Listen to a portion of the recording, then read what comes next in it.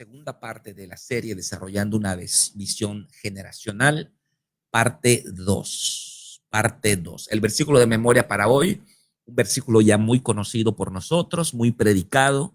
He hablado mucho de este versículo, me encanta, es un versículo, pues, uno de mis versículos favoritos, según de Timoteo 2:2, que dice: lo que has oído de mí ante muchos testigos, esto encarga a hombres fieles que sean idóneos para enseñar también a otros. Así que el verso de memoria para la siguiente semana va a estar bastante sencillo porque ya lo hemos aprendido en otras ocasiones. En la Biblia podemos ver que Dios es un Dios generacional. Él es el Dios de Abraham, de Isaac y de Jacob. No se trata solamente de nosotros, de solucionar nuestra vida y gozarnos en la presencia de Dios. Se trata también de trascender, de dejar un legado y preparar la siguiente generación para que conozcan a Dios y caminen con Él. En este punto de la introducción, me viene a la mente el Salmo 127, que dice: si Jehová no edificare la casa, en vano trabajan los que la edifican.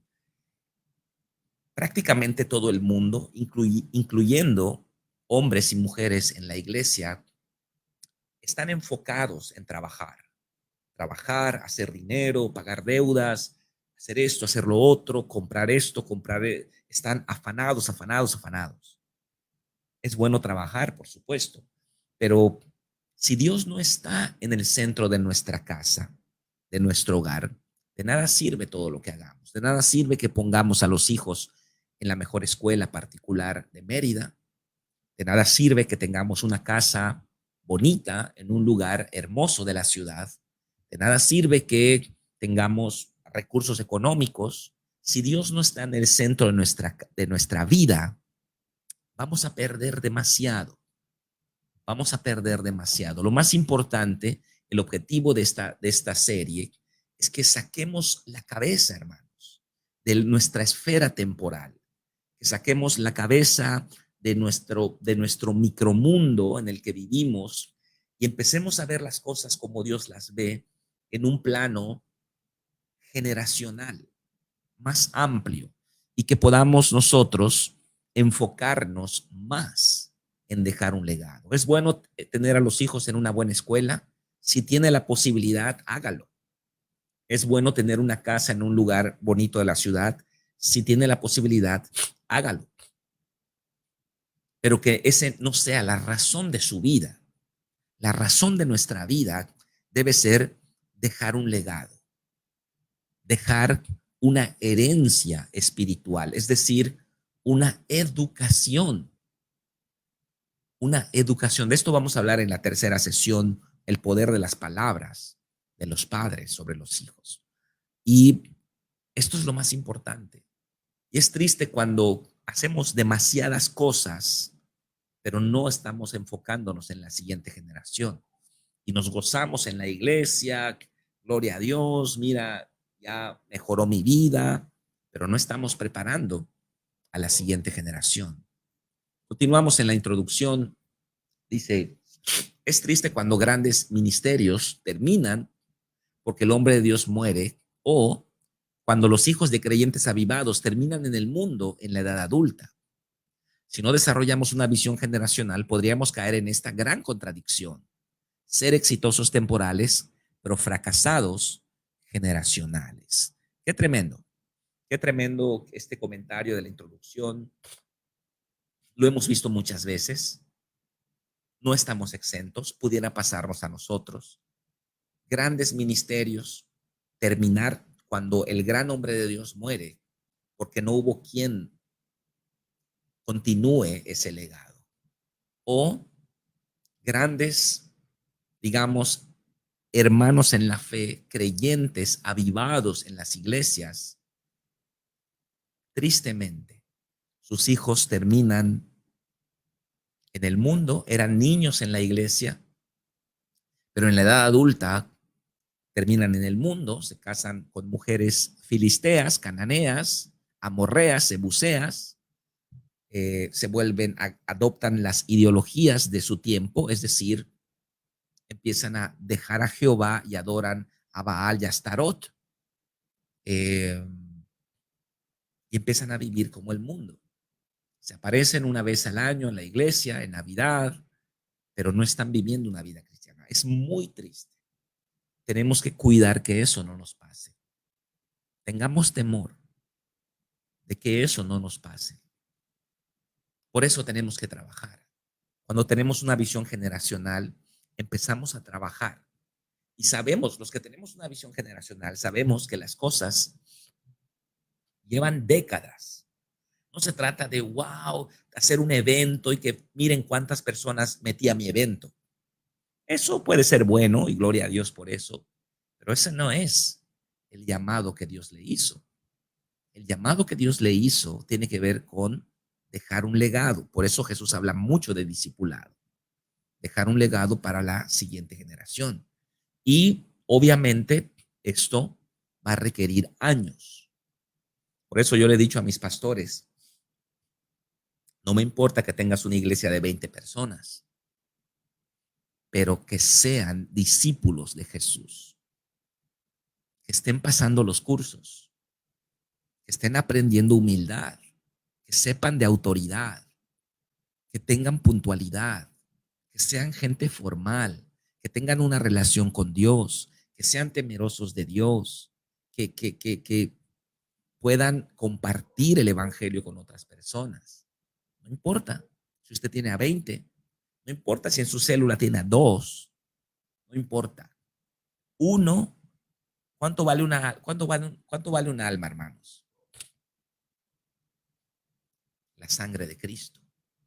Tener un alma es tener un ministerio enormemente grande.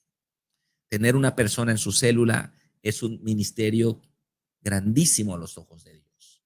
O podría tener una iglesia feligreseica con 5,000 miembros, todos feligreses, y entonces aquel que está haciendo discípulos, que tiene 8 discípulos, está haciendo más que usted. Repito, pudiéramos enfocarnos en los números. Entonces, pudiera usted tener una iglesia de 5,000 personas, tremendo, pero todos feligreses. Pero aquel pastor que tenga una iglesia de 8, de 10, de 15, de 20 personas, pero son discípulos, él está haciendo más que usted.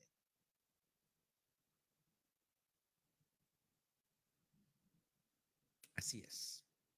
Porque no se trata de el hoy y ahora, números y divertirnos espiritualmente. Se trata de trascender, dejar un legado.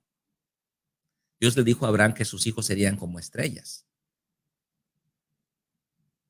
¿Cuántos hijos vio Abraham? Bueno, tuvo a 2, luego con Cetura tuvo a otros, a Madián y a otros, vio a algunos de sus nietos, pero él no vio a hijos como estrellas. Hoy ciertamente la descendencia de Abraham, las 3 grandes religiones monoteístas descienden de Abraham: el Islam, el judaísmo y el cristianismo. Amén. Vamos entonces a entrar al punto número 1. Según Jueces 2:18, ¿qué sucedía en Israel durante el tiempo de la vida de un juez? Ahorita lo que vamos a ver es el ciclo triste que viene en el libro de los jueces. Ok, dice acá, cuando Jehová les levantaba jueces, Jehová estaba con el juez y los liberaba de mano de los enemigos todo el tiempo de aquel juez, porque Jehová era movido a misericordia por sus gemidos a causa de los que los oprimían y afligían. Entonces, ¿cuál era el ciclo? El ciclo en el libro de los jueces. Bueno, el pueblo se aparta de Dios porque no hubo un discipulado. El pueblo se aparta de Dios. Dios los entrega en manos de opresores. Ellos claman a Dios. Dios les levanta un juez. El juez los libera y viene un periodo de paz. Luego muere el juez. Ellos se separan de Dios. Dios los entrega en manos de opresores. Ellos claman nuevamente. Dios les levanta un juez. El juez los libera de sus opresores. El pueblo tiene un periodo de paz. Muere el juez y ellos vuelven a hacer lo malo a los ojos de Jehová. Este es el ciclo. Son 12 jueces en el libro de los jueces. 12 jueces, bueno, contando a Abimelech, pudieran ser 13, pero son 12 jueces y en los 12 jueces el mismo ciclo se repite, a tal grado que el último versículo del libro de los jueces, jueces 21-25, nos describe la triste condición la condición espiritual del pueblo de Israel. En aquellos días no había rey en Israel, cada quien hacía lo que bien le parecía. Ok, entonces, ¿cuál es la respuesta? ¿Cuál es la respuesta? ¿Qué sucedía en Israel durante el tiempo de vida de un juez? Ok, Dios los libraba de la mano de sus enemigos. Esta es la respuesta. Dios los libraba de la mano de sus enemigos. Ya me está dando un poquito de calor acá. A ver.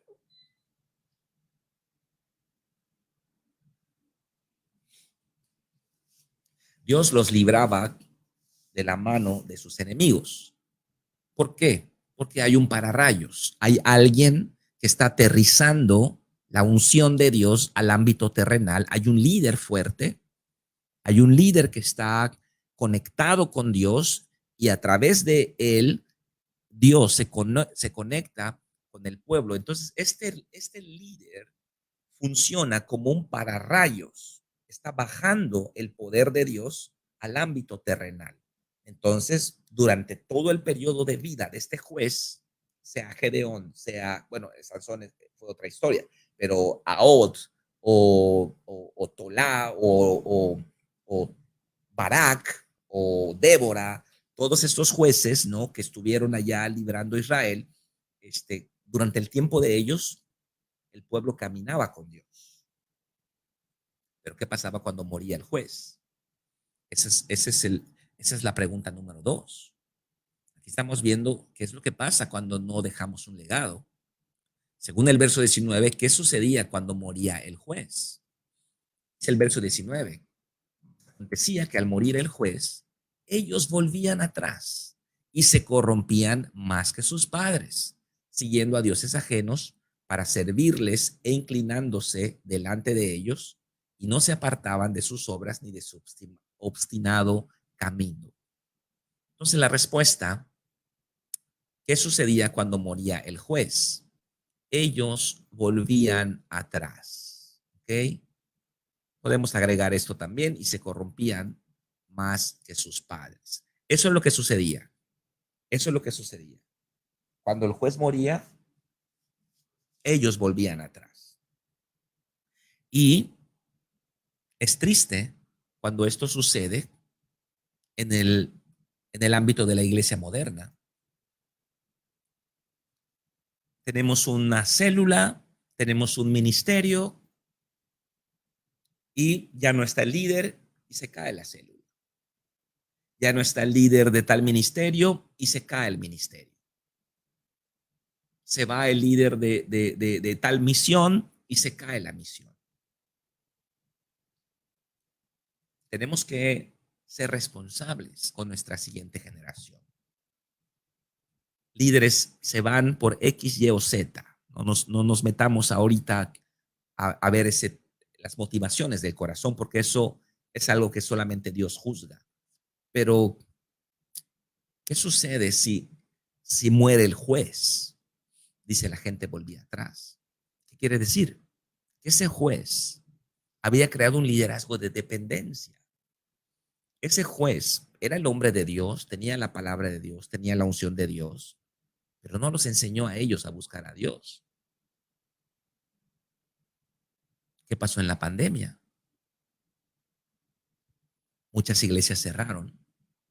En Estados Unidos es tan común que se divorcia un pastor, se divorcia el pastor y bueno, la mitad de la iglesia se va con la pastora, la otra mitad se va con el pastor, como vimos el caso de Guillermo Maldonado, o se vende la iglesia. Y estas cosas no son correctas, no debieran suceder. ¿Por qué? Porque debemos crear un discipulado para que el líder puede faltar. ¿Qué pasa si el líder falta en Fuente de Vida? Ayer yo me ausenté de la iglesia mía en Tella y las cosas funcionaron completamente normales, completamente normales. Tenemos que enseñar a la siguiente generación. Es nuestra responsabilidad. ¿Por qué cree que pasaba esto? Dice la tercera pregunta. ¿Por qué cree que pasaba esto? Podemos responder de muchas formas, porque los jueces no dejaban a un sucesor, porque no había un discipulado. Pónganme en los comentarios, ¿por qué cree que pasaba eso? Porque había eh, solamente el juez lo hacía todo, pero no se dejaba un legado. Y este es el problema, hermanos, que tengamos una visión temporal solamente. Es el problema, tengamos un ministerio exitoso, rentemos este local, hagamos este evento, pantallas, equipo de sonido, tengamos ministerios exitosos. Este es el problema. Solo mirar para hoy, solo mirar para nosotros, para nuestra generación. Yo le pido a nuestro Padre, hermanos, que cuando nosotros hayamos pasado, y si Cristo no viene antes, en 100, 200 años, que se reúnan unas 500 personas o 1000 personas en un lugar y que digan, nuestro abuelo nos enseñó a caminar con Dios, como Jonadab, hijo de Recab. Entonces es importante que nosotros lo hagamos. Si nosotros lo hacemos, hermanos, cuando nosotros muramos, todos los que estamos ahorita en Fuente de Vida, nosotros morimos, todos morimos. Vicky, Paola, Pastora Patti, Nirva, todos pasamos a mejor vida en 50 años, 20 años, 30 años, no sé cuándo nos va a tocar. Pero en unos 80 años, que sean millones de personas que hayan sido afectadas y ganadas para Cristo, porque nosotros hoy estamos haciendo una obra generacional. Ese es el plan de Dios. No vivir solo para el hoy y para el ahora. Es bueno tener un ministerio exitoso, es bueno tener números, campañas y qué bueno si usted aumenta la membresía de su iglesia. Gloria a Dios. Pero no se trata solamente de eso. Si solamente pensamos en términos de eso, seremos exitosos temporales, pero fracasados generacionales. Exactamente lo mismo que los jueces. Exitosos temporales, conquistaban a sus enemigos, liberaban al pueblo de Israel, establecían nuevamente la teocracia, pero fracasaban generacionalmente porque cuando ellos morían, todo venía abajo. Todo venía abajo. Ángeles Benítez comenta porque no dejaban un legado. Sí, sí. No enseñaron a su siguiente generación como lo hizo Moisés con Josué. Josué Pat, porque no delegaban autoridad a otros. Sí, es un buen punto. Lo hacían todo ellos y nunca enseñaron a los demás cómo hacer las cosas. Cuando ellos mueren, ¿cómo se hace esto? ¿Quién sabe? Y entonces vuelven atrás. Carmencita, ¿quién nos comenta? Porque muchas veces pensamos que solo nosotros tenemos esa habilidad de líderes cuando debe ser guiar y lo hacemos enseñando a otros a replicar. Exactamente, exactamente. Y también comenta la pastora Leti Navarro, es grave lo que sucede en la actualidad. Querer agradar al mundo actual, no. Tenemos que enseñar a las ovejitas a depender del Espíritu Santo. Sí, muy bien. Buena respuesta, pastora. Nirva comenta, eran convencidos, mas no convertidos.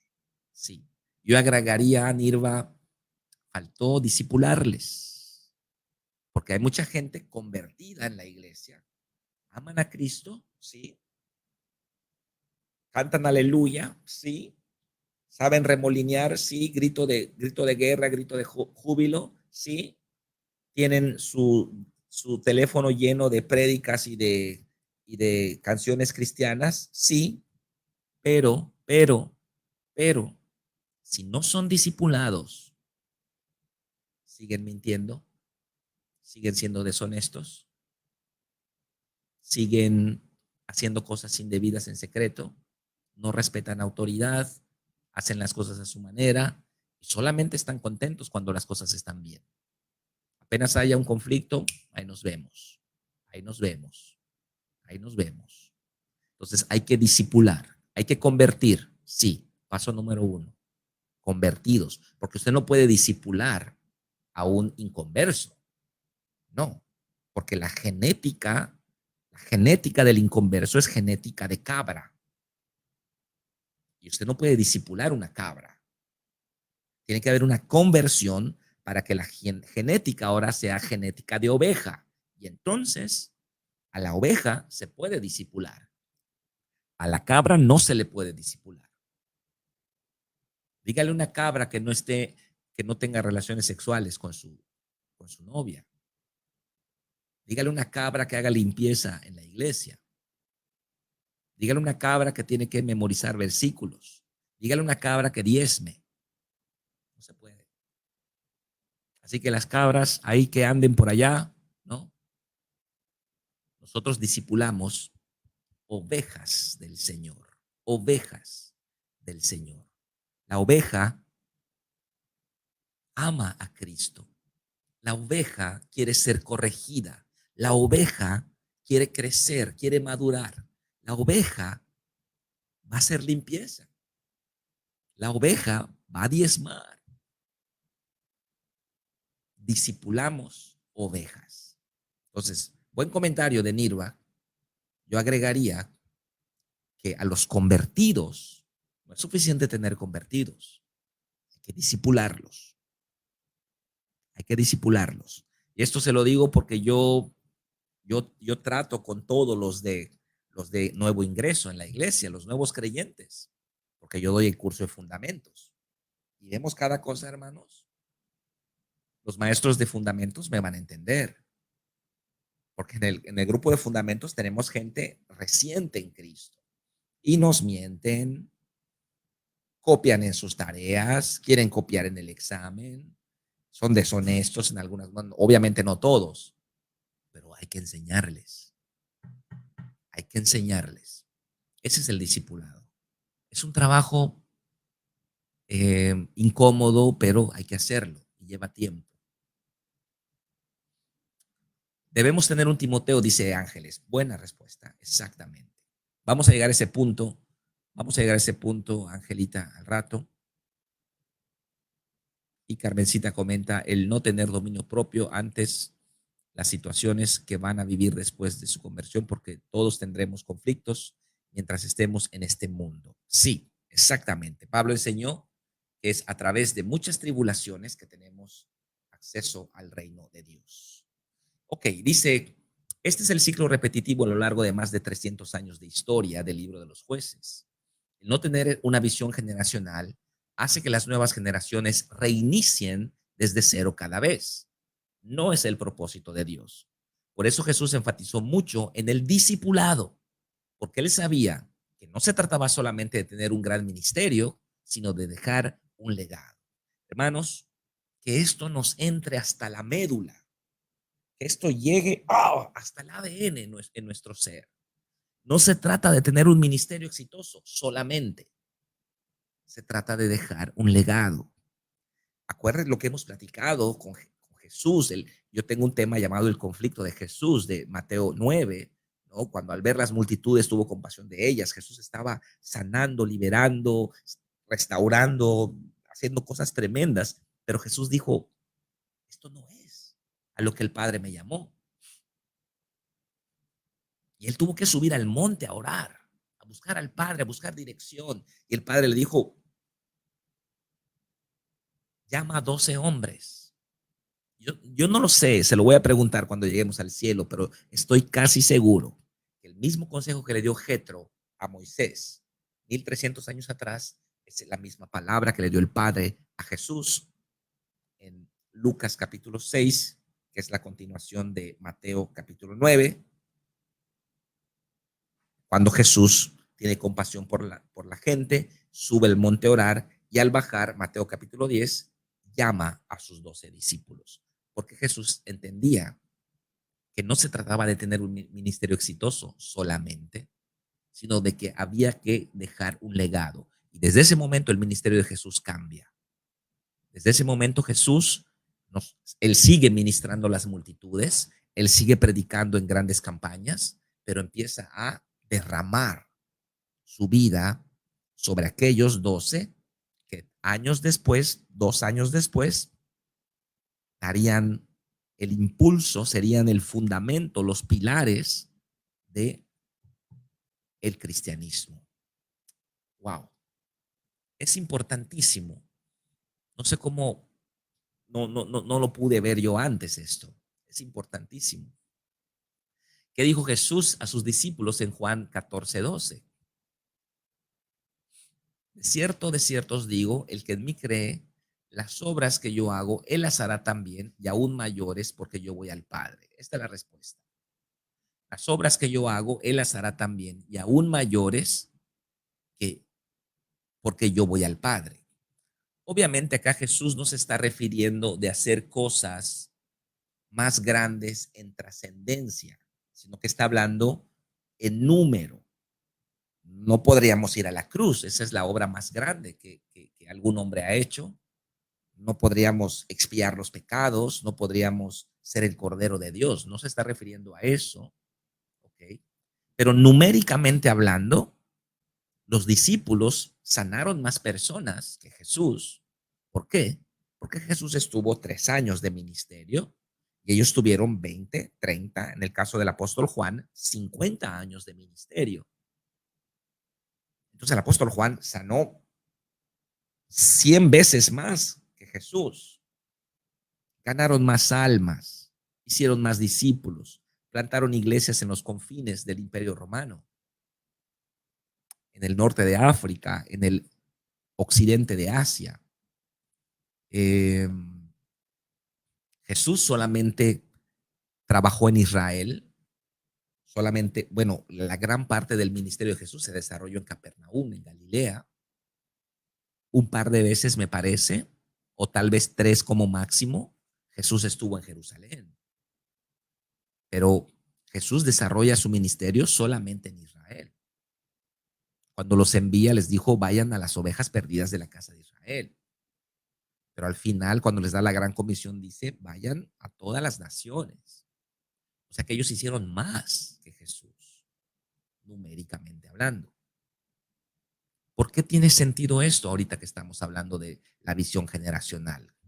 Porque cuando Jesús muere en la cruz y él se va, ahí no termina el ministerio.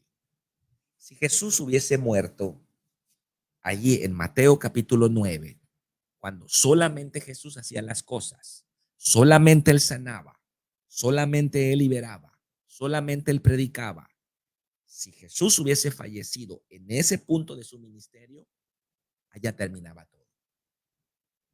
La visión generacional hace que Jesús vierta su vida sobre 12 hombres principalmente, pero habían 70 alrededor de esos 12. Habían 500 hombres aproximadamente que seguían a Jesús todo el tiempo. De esos 500 había un grupo 70 más consagrado, comprometido. Estaban los 12 después.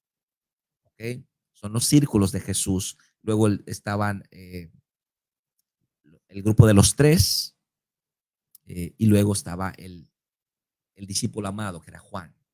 Entonces, si Jesús hubiese muerto, termina en ese punto de su ministerio, allá hubiese quedado todo. Pero gracias a que Jesús desarrolla un discipulado generacional, cuando Jesús muere en la cruz y se va a los cielos, el ministerio de Cristo no cesa. Todo lo contrario, incrementa. Y por mucho. Y por mucho. ¿Ok? Entonces, esta es la esencia del mensaje. Esta es la esencia del mensaje de nuestra responsabilidad. Cuando Jesús se fue, su obra no solamente no cesó, sino que incrementó.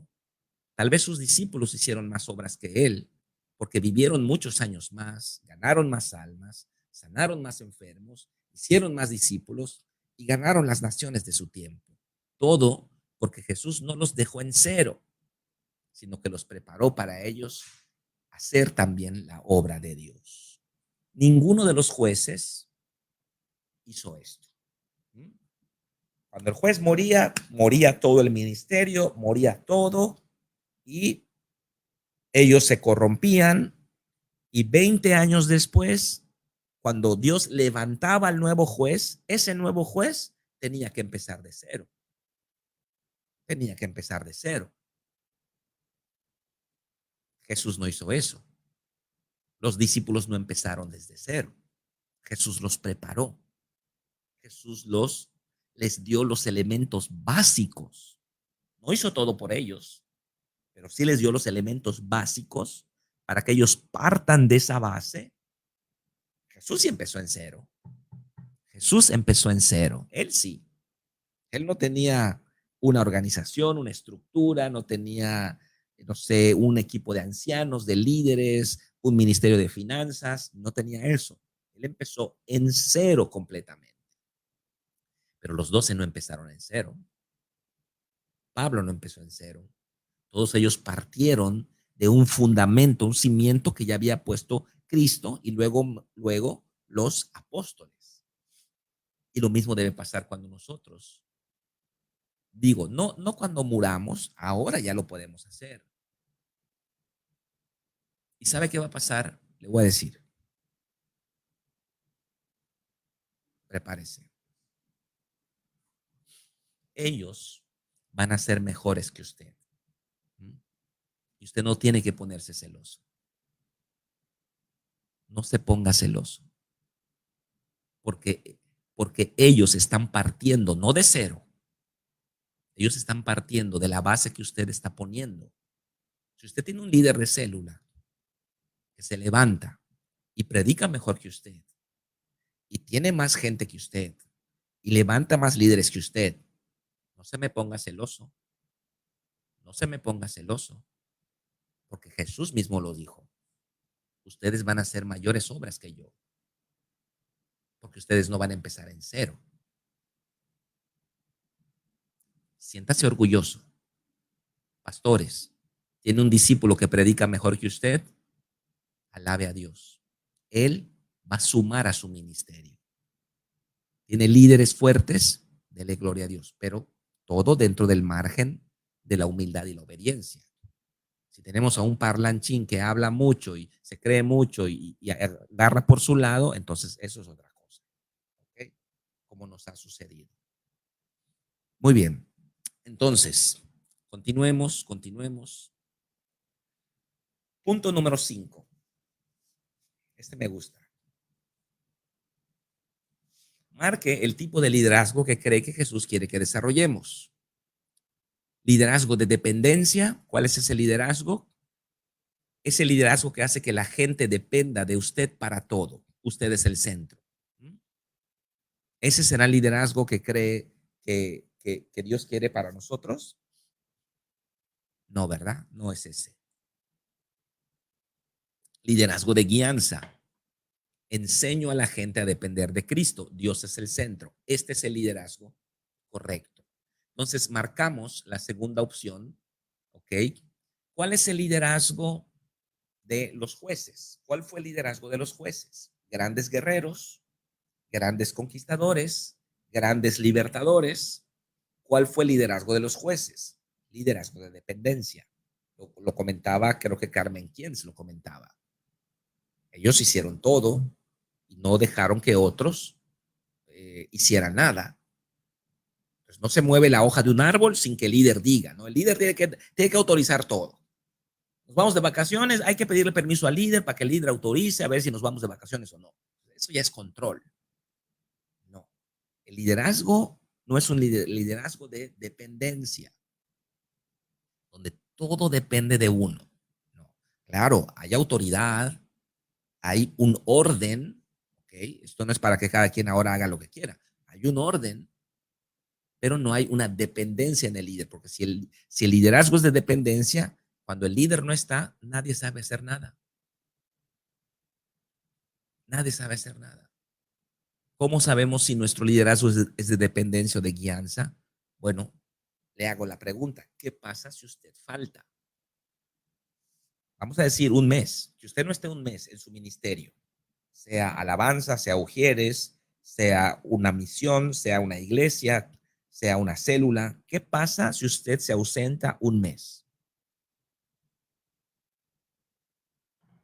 Esa es una pregunta para que cada quien conteste en su corazón.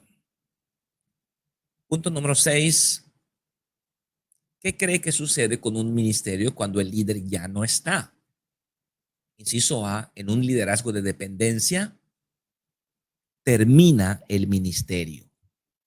Se fue el líder, cae el líder, se peleó el líder, se fue y deja todo tirado. Cae ese ministerio porque él era el amo y el señor del universo. Nadie sabe hacer nada, él lo sabe hacer todo. Ese ministerio cae en el liderazgo de dependencia. Pero ¿qué pasa en un liderazgo de guianza? ¿Qué cree que sucede con un ministerio cuando el líder ya no está? Inciso B, en un liderazgo de guianza, el ministerio incrementa. Esta es la respuesta. Lo mismo que Jesús. Liderazgo de dependencia, libro de jueces. Grandes conquistadores, grandes libertadores, pero no dejan un legado. Liderazgo de guianza, el liderazgo de Jesús. Un gran predicador, bueno, el Mesías, ¿no? Pero él enseña a sus discípulos. ¿A qué? A ser discípulos. Pero no solamente eso. Aquí viene la clave. Jesús no solamente enseña a sus discípulos, Jesús enseña a sus discípulos a ser discípulos. En otras palabras, no solamente hacemos discípulos que hacen discípulos. ¿Ya me entendió? Usted no haga discípulos solamente, haga discípulos que hacen discípulos. Todo lo que usted ha pasado en Fuente de Vida, esa ruta que usted llevó, se convirtió, lo bautizamos, fue a su encuentro, entró al ministerio de limpieza, se sujetó a un líder de célula, entró a la escuela de discípulos, todo eso, todo usted va a guiar a otros por ese camino. Ese es el trabajo. Ese es nuestro trabajo como líderes. ¿Por qué? Porque usted puede guiar. ¿Por qué? Porque ya pasó por allá. Usted no tiene autoridad moral para decirle a alguien que haga limpieza si usted no hizo limpieza.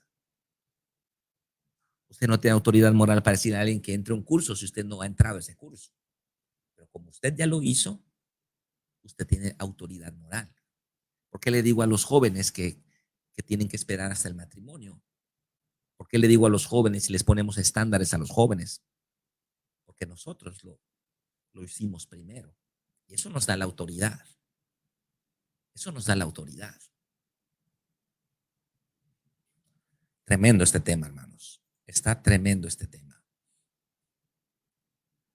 Punto número 7 y el 8. Vamos a conectar el punto 7 y el 8. El apóstol Pablo desarrolló la visión generacional de Dios. Él no solamente hacía discípulos de Jesús, también les enseñaba que debían hacer lo mismo con otros. En 2 Timoteo 2:2 lo vemos claramente. ¿Cuáles son las 4 generaciones de discípulos que aparecen en este verso? Aquí tenemos 2 Timoteo 2:2, ¿ok? Y vemos 4 generaciones de discípulos. Lo que has oído de mí, aquí está hablando Pablo en primera persona, ¿ok? Ante muchos testigos, esto encarga segunda persona, Timoteo. Entonces, acá en la primera línea vemos las 4 generaciones. La primera línea es Pablo, la segunda línea es Timoteo. Y entonces Pablo dice a Timoteo, esto encarga Timoteo a hombres fieles. Esta es la tercera línea. Hombres fieles que sean idóneos para enseñar también a otros. Esta es la cuarta línea. otros. ¿Qué quiere decir esto? Pablo enseña a Timoteo a hacer lo mismo que él hizo con él y enseñar a otros que hagan lo mismo que Pablo hizo con él y que Timoteo hizo con ellos. Y esos hombres fieles sean idóneos para enseñar también a otros. ¿Ok? Estamos viendo Pablo, Timoteo, su discípulo, los discípulos directos de Timoteo y los discípulos de Timoteo. ¿Qué quiere decir esto? Que la visión generacional que el Padre nos ha dado es que nosotros hacemos discípulos que hacen discípulos. No solamente haga discípulos, porque entonces la obra termina en su siguiente generación. Ah, hice un buen trabajo, hice discípulos, sí, pero no les enseñaste a que ellos hagan lo mismo con otros. Hay que enseñarles a que lo mismo que tú haces, lo hagan ellos. ¿Ok? Entonces, tenemos 4 generaciones de discípulos. Ayer pusimos un ejemplo y quiero que pongamos el punto número 8. Quiero que lo vayamos escribiendo acá. ¿Ok? El punto número 8 ya es entrar al terreno de la vida real. ¿Quiénes serían esas personas en su vida real según la iglesia? Vamos a escribirlo. Por ejemplo, acá estoy viendo a Nirva, ¿no? Nirva, su líder es Patty, la pastora Patty. Y el líder de la pastora Patty es la pastora Abby.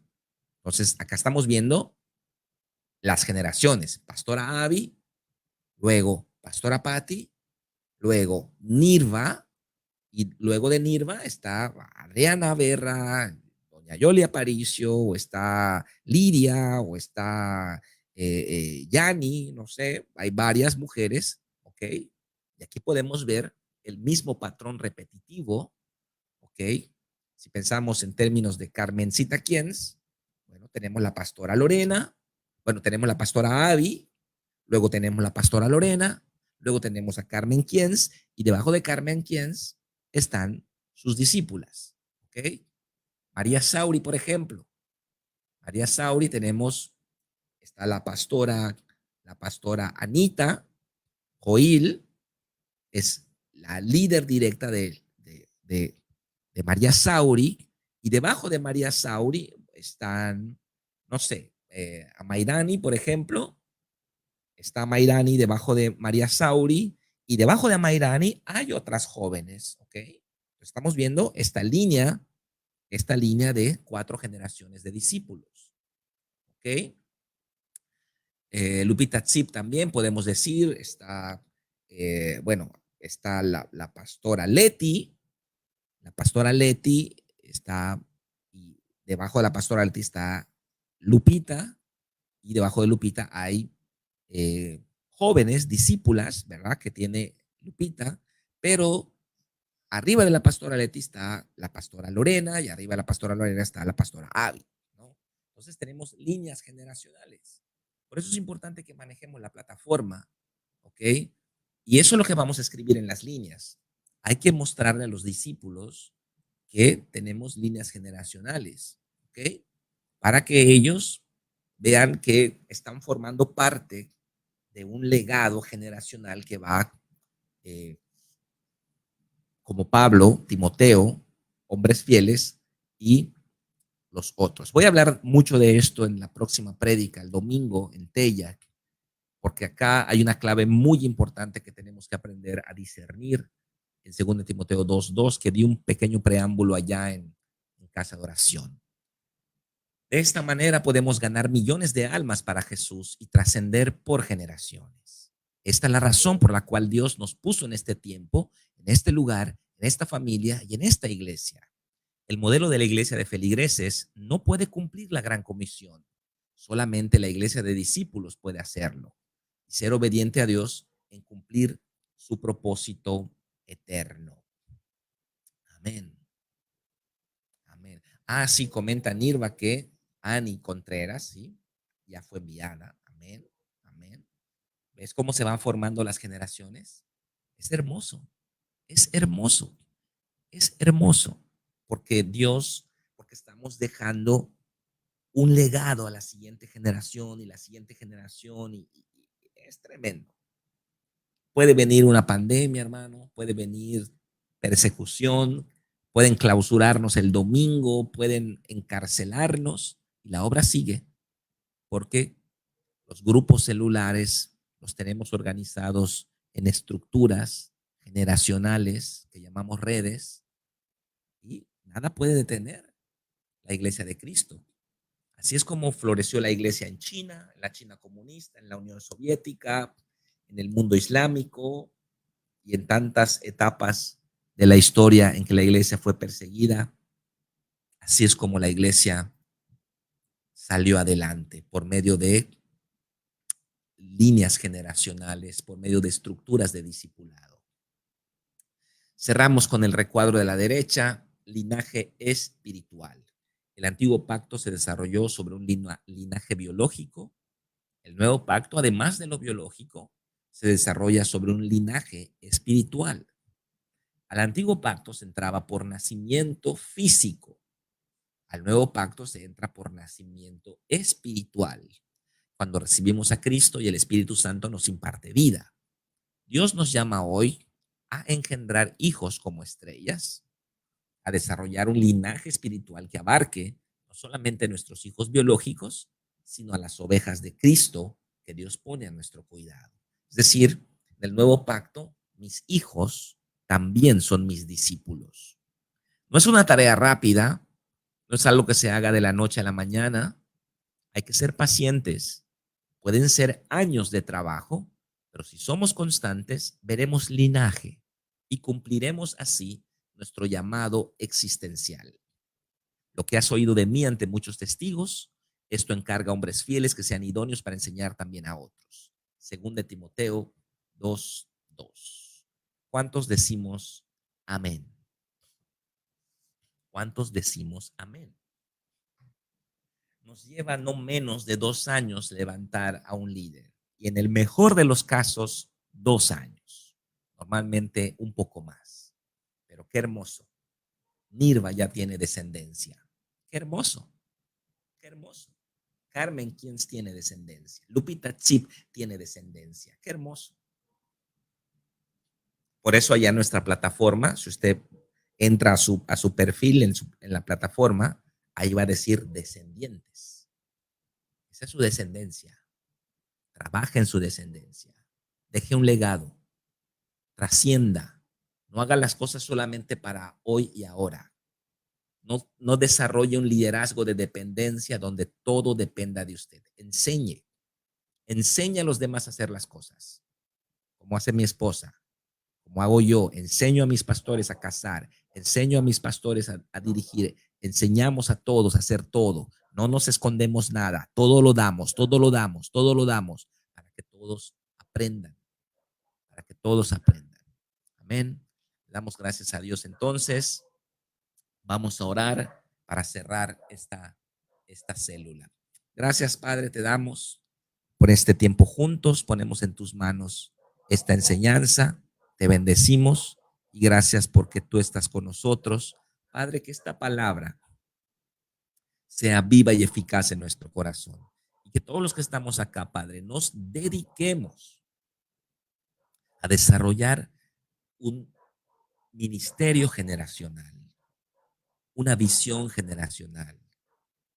Y que el día de mañana veamos linaje, no solamente a nivel biológico, sino a nivel espiritual también. Gracias te doy, Padre.